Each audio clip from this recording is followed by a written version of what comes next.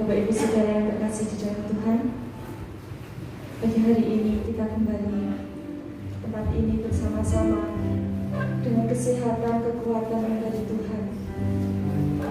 Kita mau memuji, memuliakan nama Tuhan dengan segenap hati kita. Kita mau memberikan yang terbaik untuk Tuhan pagi hari ini. Terima kasih Tuhan. Dalam anugerah-Mu Tuhan, kami dapat merasakan kemuliaan-Mu, kasih-Mu. Haleluya.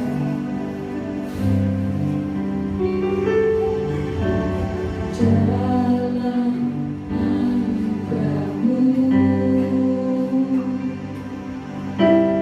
dalam naungan-Mu, ku dapat merasakan kemuliaan-Mu.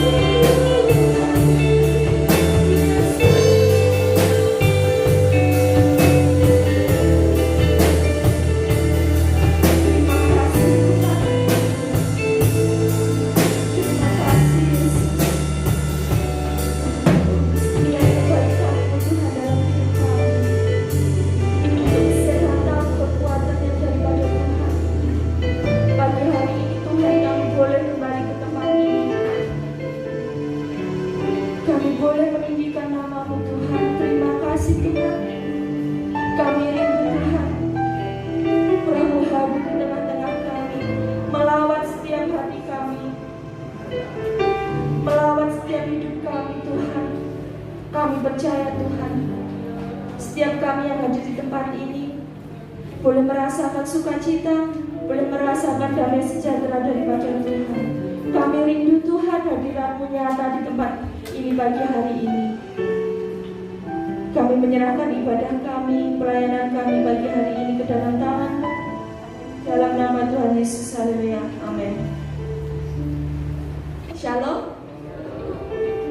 Gimana kabarnya pagi hari ini Bapak Ibu Saudara? Puji Tuhan. Ada sukacita?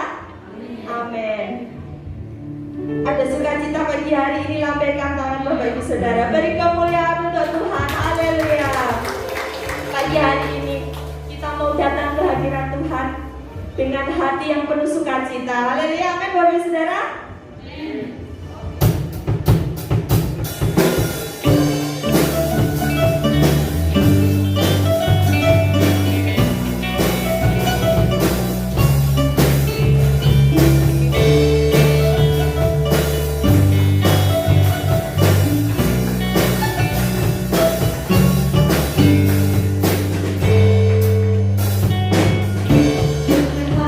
Bersyukur, masuki hadirat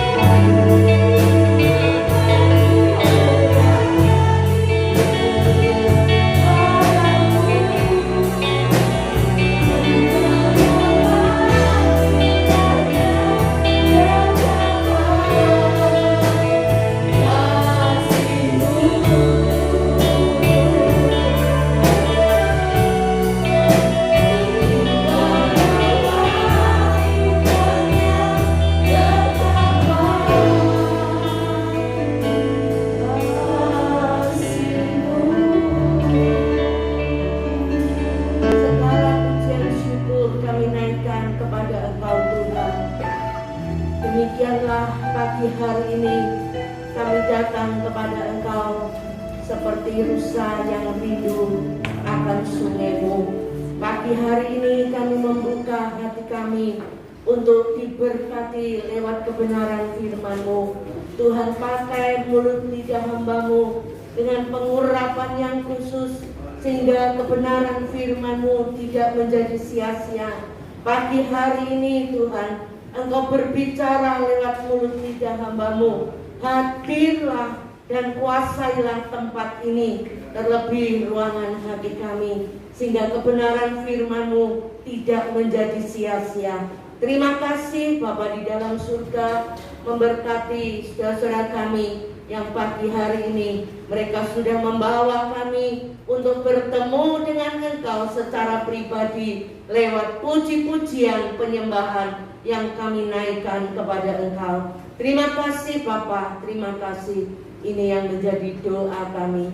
Segala pujian, syukur, hormat, kebesaran kami naikkan kepada Bapa yang di surga, di dalam nama Tuhan Yesus Kristus, Tuhan dan Juru Selamat kami. Haleluya. Amin.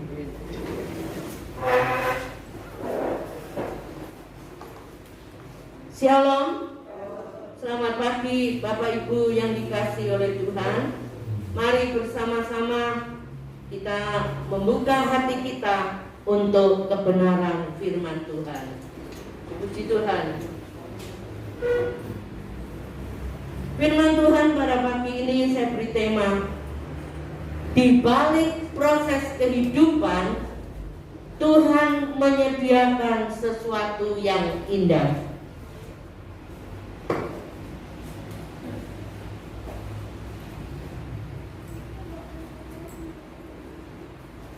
Di balik proses kehidupan, Tuhan menyediakan sesuatu yang indah. Kita membaca di dalam kitab Yeremia 18 ayat yang keempat. Yeremia 18 ayat yang keempat.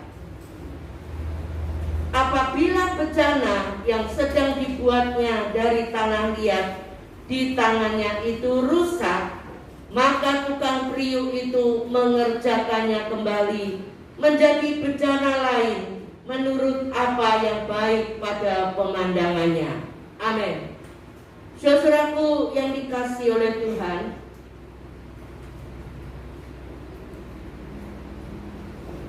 Yeremia diperintahkan untuk pergi ke rumah tukang periuk untuk menyaksikan pembuatan sebuah periuk dari tanah liat. Nah, karena periuk itu tidak sesuai dengan maksud tukangnya, maka dia harus membentuknya kembali menjadi sesuatu yang lain daripada yang semula sudah direncanakan. Kalau periuk atau bejana yang ada di tangannya pada waktu itu sedang dibuat oleh tukang periuk dan hasilnya tidak sesuai dengan apa yang direncanakan, maka bejana itu diproses ulang. Bejana itu dihancurkan dan diproses ulang menjadi sesuatu yang berguna, sesuatu yang indah menurut pemandangannya. Saudaraku yang dikasihi oleh Tuhan, sebagai manusia ciptaan Allah yang sudah dipilih dan menerima panggilannya, maka sangat mungkin bagi kita untuk menghadapi proses di dalam hidup ini. Proses itu terus berlangsung, terus berjalan selama kita masih bernafas. Untuk apa Tuhan memproses hidup kita? Supaya di dalam hidup kita ini kita dapat menghasilkan sesuatu yang indah, sesuatu yang baik, sesuatu yang dapat dipergunakan untuk kemuliaan Bapa. Saudaraku yang dikasihi oleh Tuhan, seringkali proses yang kita hadapi itu membuat kita tidak kuat, membuat kita menyerah kalah. Proses yang Tuhan kerjakan di dalam hidup kita ini kadangkala tidak sesuai dengan harapan kita. Dengan satu tujuan, Tuhan memproses hidup kita ini untuk menjadi sesuatu yang berguna, menjadi sesuatu yang indah menurut pandangannya. Saudaraku yang dikasihi oleh Tuhan,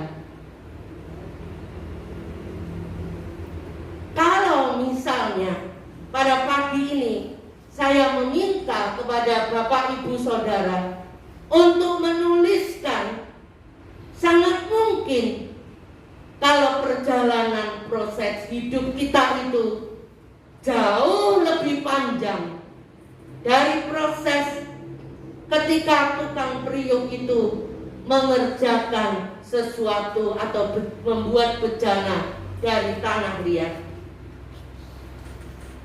Kita semua saat ini sedang berada di dalam proses kehidupan. Dan masalahnya, mampukah kita? Bisakah kita? Dan seberapa tahan kita ketika kita menjalani proses hidup ini? Masing-masing dari kita itu berbeda satu dengan yang lain. Proses yang diberikan oleh Allah kepada kita, masing-masing kita itu berbeda, tidak sama.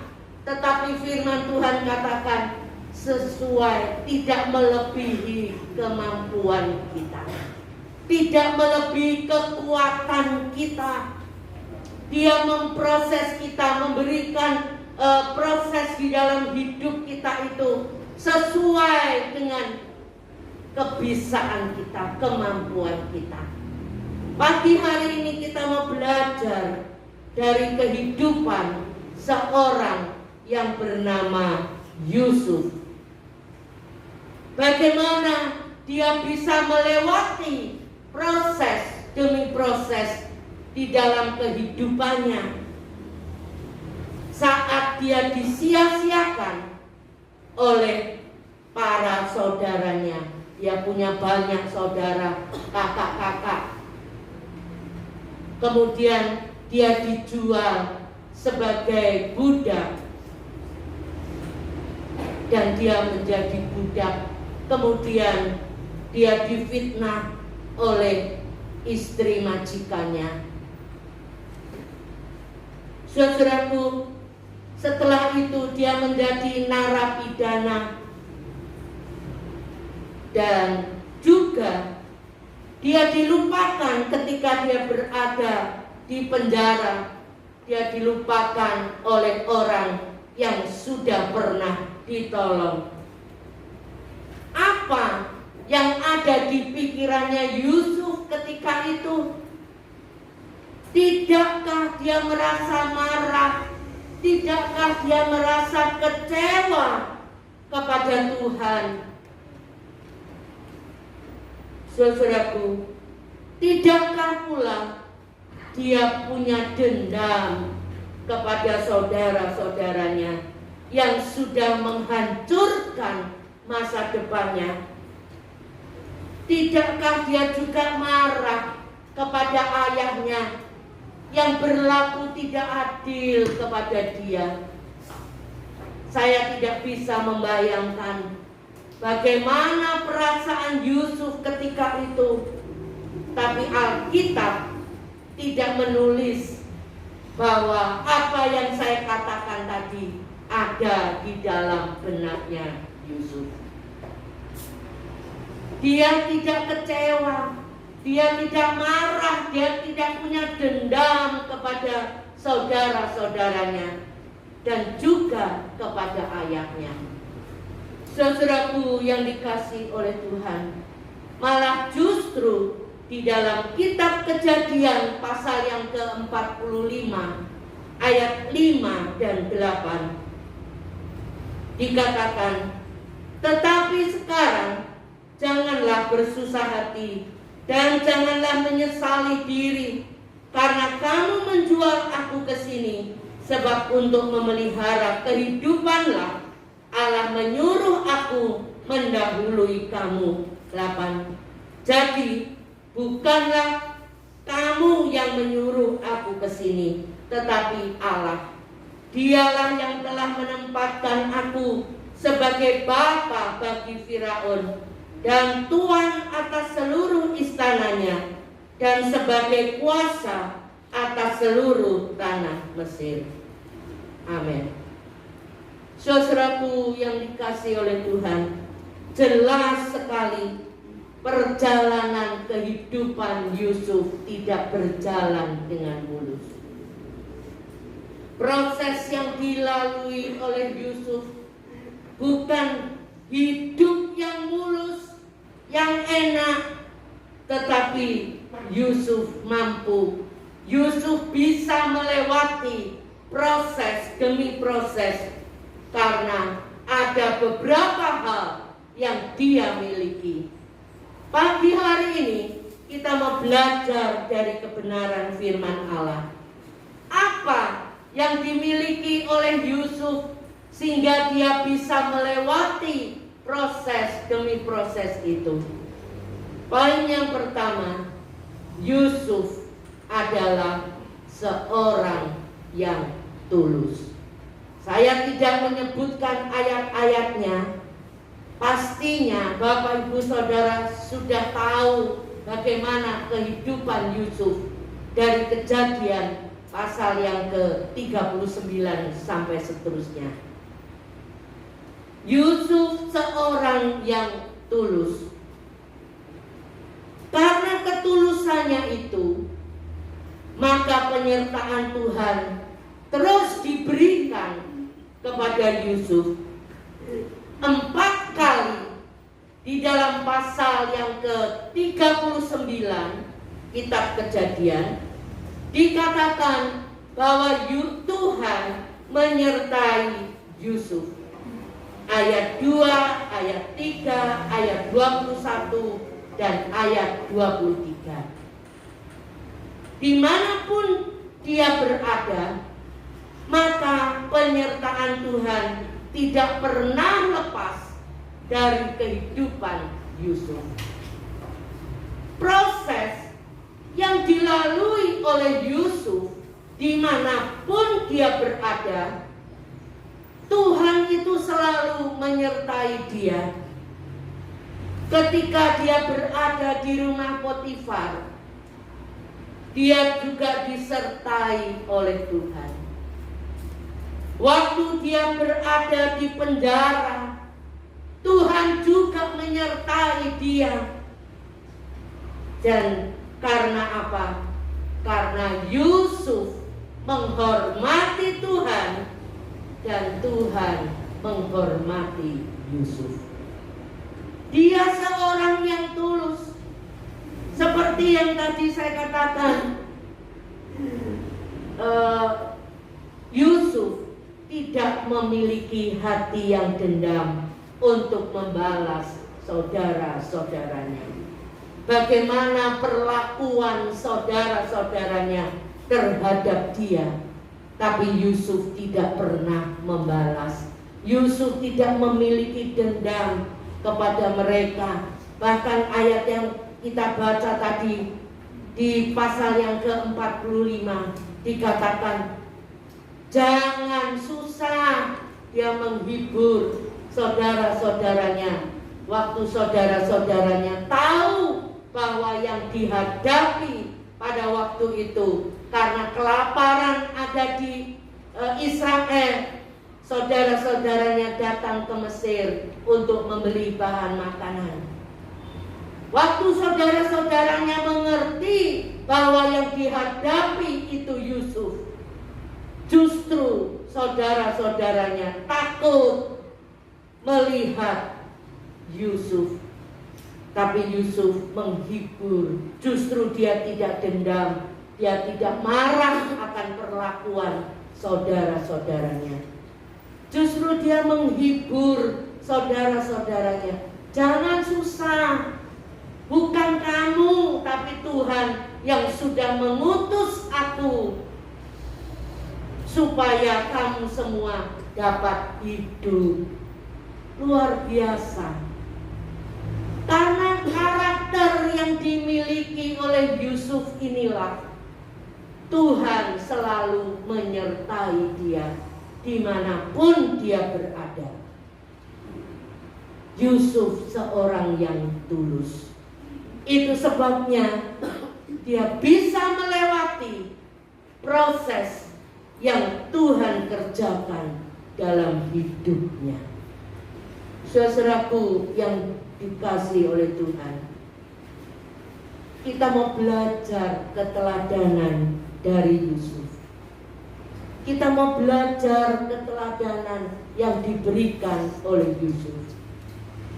Dengan siapapun juga, biarlah kita juga memiliki hati yang tulus di hadapan Tuhan.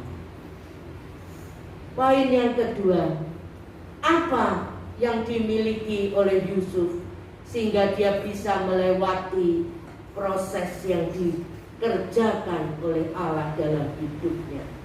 Di samping Yusuf seorang yang tulus, Yusuf juga memiliki hati yang kudus. Yusuf memiliki hidup yang kudus di hadapan Allah. Kitab Kejadian 39 ayat 8 dan 9 mengatakan, tetapi Yusuf menolak dan berkata kepada istri tuannya itu, dengan bantuanku, tuanku itu tidak lagi mengatur apa yang ada di rumah ini, dan ia telah menyerahkan segala miliknya pada kekuasaanku. 9. Bahkan di rumah ini ia tidak lebih besar kuasanya daripadaku, dan tiada yang tidak diserahkannya kepadaku selain daripada engkau, sebab engkau istrinya. Bagaimanakah mungkin aku melakukan kejahatan yang besar ini dan berbuat dosa terhadap Allah? Luar biasa. Yusuf punya kehidupan yang kudus di hadapan Allah. Saudaraku, kalau zaman sekarang, kalau seseorang ingin melakukan sesuatu yang negatif, yang jahat, pastinya orang itu noleh-noleh dulu, lihat-lihat dulu. Ada CCTV-nya apa enggak ya? Ada CCTV-nya apa enggak ya? Toleh-toleh. Pada zaman dulu enggak ada CCTV. Tetapi Yusuf memiliki kehidupan yang kudus di hadapan Allah. Dia memiliki hati yang takut kepada Allah. Dia pastinya yakin dimanapun dia berada, Allah itu selalu melihat apa yang dilakukannya. Oleh sebab itu, waktu istri Potifar mengajak Yusuf untuk berbuat dosa, Yusuf tidak mau melakukan. Tidak ada CCTV. Kalau zaman sekarang noleh-noleh tidak ada CCTV, diterjang saja, toh tidak ada yang lihat. Tapi Yusuf punya hati yang takut kepada Allah. Di sini Yusuf menghadapi 3 ujian yang besar yang pada waktu itu ketika dia berada di Mesir.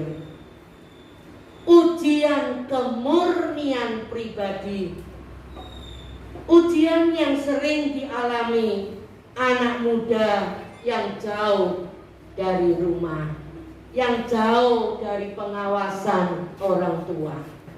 Ujian kemurnian hati. Tapi sekali lagi, Yusuf memiliki hati yang takut kepada Allah. Dia tidak mau melakukan hal-hal dosa karena dia tahu dimanapun dia berada, apa yang dilakukan oleh dia, Allah itu melihat. Makanya tadi saya katakan Yusuf menghormati Allah, dan Allah juga menghormati dia. Ujian, di samping ujian kemurnian pribadi, di sini juga Yusuf menghadapi ujian kesempatan untuk membalas yang sering dialami orang yang diperlakukan dengan kejam. Yusuf bisa saja membalas kepada saudara-saudaranya waktu dia bertemu muka dengan muka, seperti di pasal 45 yang tadi kita baca. Yusuf bisa saja tidak menjual gandumnya kepada saudara-saudaranya ben mati, ya toh? Karena dia sudah diperlakukan dengan kejam oleh saudara-saudaranya. Ben, enggak tak jual. Ini ada kelaparan hebat di Israel selama 7 tahun. Tapi Yusuf tidak melakukan itu. Dia tidak membalas, walaupun punya kesempatan untuk membalas. Satu ujian yang berat yang dihadapi oleh Yusuf, tapi Yusuf lulus ujian yang kedua. Kemudian ujian, Yusuf juga menghadapi ujian kematian. Saudaraku yang dikasihi oleh Tuhan, di pasal yang ke-41 ayat yang ke-16, di situ dikatakan Yusuf menyaut Firaun, "Bukan sekali-kali aku, melainkan Allah juga yang akan memberitakan kesejahteraan kepada tuanku Firaun." Kata-kata Allah juga yang akan memberitakan kesejahteraan kepada tuanku Firaun, di dalam bahasa Inggris dikatakan Allah akan memberikan jawaban. Saudaraku, di sini Yusuf menegaskan bahwa Allahnya akan memberikan penafsiran atas mimpi Firaun. Waktu itu Firaun mimpi sampai 2 kali dengan hal yang sama. Dan ketika Firaun memanggil orang-orang yang pintar untuk menafsirkan mimpi yang dihadapi oleh Firaun, mereka tidak bisa mengerti apa yang sedang dimimpikan oleh Firaun. Dan ada seorang juru minuman atau makanan yang sudah ditolong, juru minuman yang sudah ditolong oleh Yusuf, dan dia menceritakan bahwa ketika mereka berada di penjara dan mereka sedang bermimpi, Yusuf bisa menafsirkan dan itu terjadi. Kemudian Firaun menyuruh untuk memanggil Yusuf, dan Yusuf katakan, Tuhan Allah yang akan memberikan jawaban, yang akan menunjukkan, menafsirkan mimpi tuanku.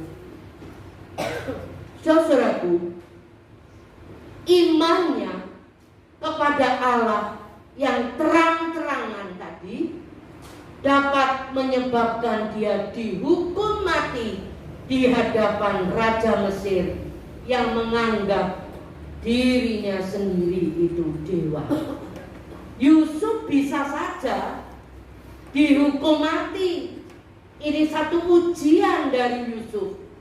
Dia bicara terus terang kepada Firaun bahwa bukan aku nanti yang menafsirkan mimpi raja, tetapi Allah yang akan memberikan jawaban. Luar biasa. Yusuf tidak takut ketika nantinya kalau mimpi raja itu tidak terbukti, Yusuf pasti akan dihukum mati. Dia punya keyakinan, dia punya iman bahwa Allah yang dia sembah itu pasti bisa untuk menafsirkan mimpinya raja. Tidak main-main berhadapan dengan penguasa, tidak main-main berhadapan dengan seorang raja yang punya kuasa. Saudaraku yang dikasihi oleh Tuhan, Yusuf benar-benar kehidupannya benar-benar sesuai dengan apa yang Tuhan mau. Dia berterus terang dan di dalam menghadapi situasi yang terjepit ini, Yusuf tetap menjaga kekudusannya di hadapan Allah. Saudaraku, ujian-ujian, 3 macam ujian yang dihadapi oleh Yusuf, kita bisa membayangkan ketika istri Potifar mengajak untuk berbuat zina, berbuat dosa, mungkin dia bisa menggunakan kesempatan itu untuk membuat posisinya lebih nyaman. Tetapi hati Yusuf tetap berada di dalam jalan Tuhan. Yusuf sangat menjaga kekudusannya di hadapan Allah. Saudaraku, hal inilah yang dimiliki oleh Yusuf sehingga dia bisa melewati proses demi proses yang dikerjakan oleh Allah dalam dirinya. Poin yang ketiga, apa yang dimiliki oleh Yusuf sehingga dia bisa melewati itu semua? Yusuf tetap memiliki fokus kepada Allah. Yusuf tetap berfokus kepada Allah. Apa yang dilakukan oleh Yusuf, apa yang ada di dalam pikirannya, hanya berfokus kepada Allah. Saat dia dirayu oleh istri Potifar, dia menyebut nama Tuhan. Hidup Yusuf memiliki fokus tetap kepada Allah dan segala kebenaran yang sudah didengarnya. Seperti yang tadi saya katakan, tidak ada CCTV, tidak ada orang yang melihat apa yang dilakukan oleh Yusuf kalau dia mau melakukan apa yang diminta oleh istri Potifar. Tapi Yusuf tetap memiliki fokus kepada Allah. Ayat yang ke-12 dari Kejadian 41 dikatakan, dia lari dan meninggalkan bajunya itu di tangan istri Potifar. Dia lari meninggalkan bajunya di tangan istri Potifar. Saudaraku, Yusuf seorang yang setia kepada Allah. Yusuf juga orang yang setia kepada Potifar, karena tadi dikatakan semua ini diserahkan kepadaku kecuali engkau, karena engkau adalah istrinya. Dia tetap menjaga kesetiaan yang diberikan oleh Potifar kepada dia. Dia tidak mau melukai hatinya Potifar. Saudaraku, Yusuf menang atas pencobaan itu karena sebelumnya dia telah memutuskan untuk tetap taat kepada Allah dan tidak mau berbuat dosa. Saudaraku yang dikasihi oleh Tuhan, Yusuf dapat melewati proses kehidupan di dalam hidupnya karena ada 3 hal yang dimiliki oleh dia. Dia seorang yang tulus, dia seorang yang memiliki kehidupan yang kudus, dan dia seorang yang memiliki fokus kepada Allah. Dan pada akhirnya, di balik proses kehidupan yang dilaluinya, Tuhan menyediakan sesuatu yang indah. Yusuf menjadi penguasa di Mesir. Yusuf jadi penguasa di Mesir karena dia bisa lulus ujian, dia bisa melewati proses itu. Seperti tadi tema yang saya katakan, di balik proses kehidupan, Tuhan menyediakan sesuatu yang indah. Ketika Yusuf bisa melewati proses demi proses itu, Tuhan menyediakan sesuatu yang indah. Yusuf menjadi penguasa di Mesir. Kejadian 41 ayat 40 dikatakan, engkaulah menjadi kuasa atas istanaku, dan kepada perintahmu seluruh rakyatku akan taat.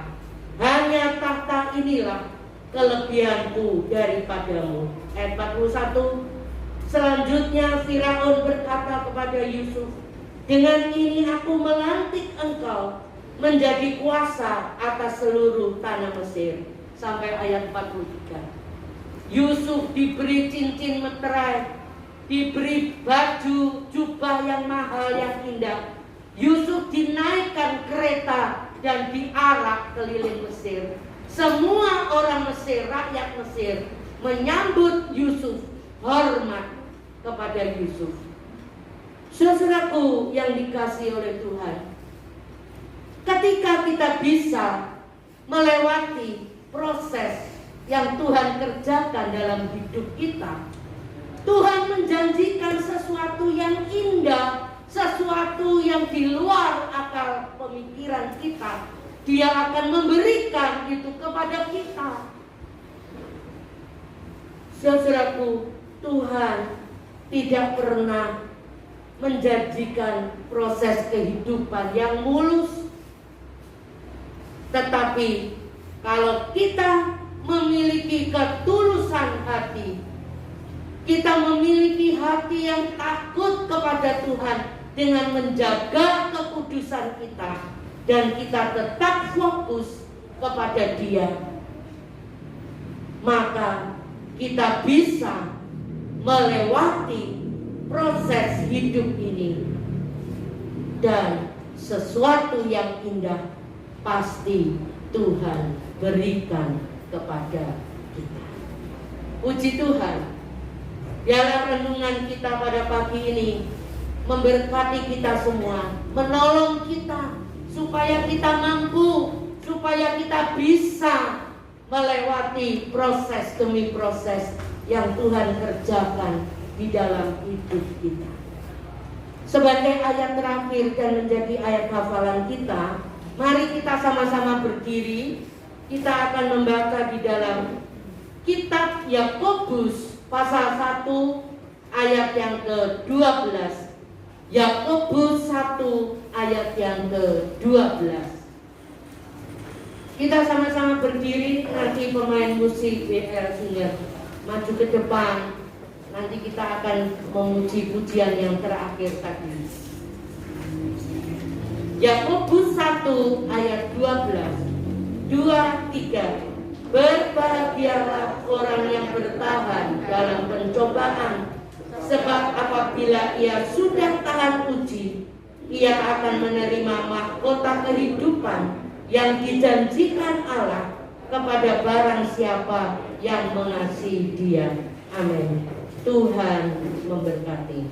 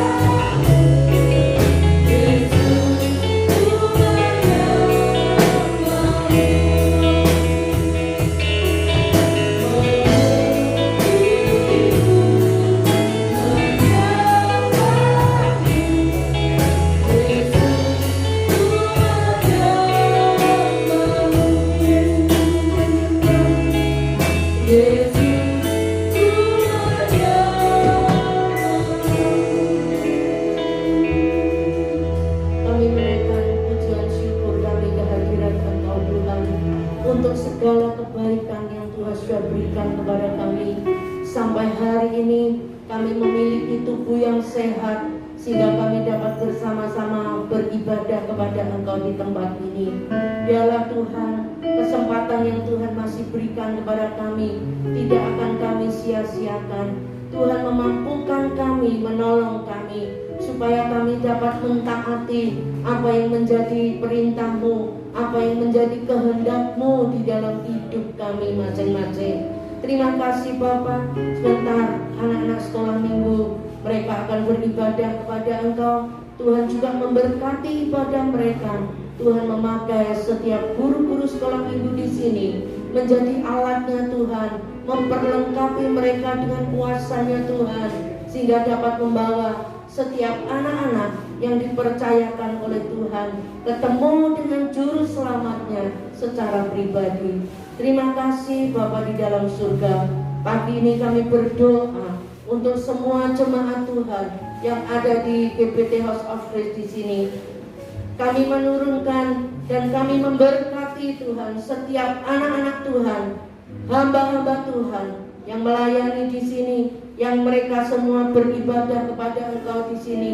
Berkat-Mu untuk kami semua, kekuatan, kesehatan Tuhan berikan, perlindungan, penyertaan dimanapun kami berada. Tuhan juga menolong kami. Terima kasih Bapa di dalam surga. Tuhan menolong anak-anak-Mu, jemaat Tuhan yang pagi ini mereka tidak sempat hadir. Tuhan, Engkau tolong gerakkan hati mereka supaya lain kesempatan dapat bersama-sama dengan kami beribadah kepada Engkau di sini. Terima kasih Bapa, pimpin sebentar perjalanan kami pulang.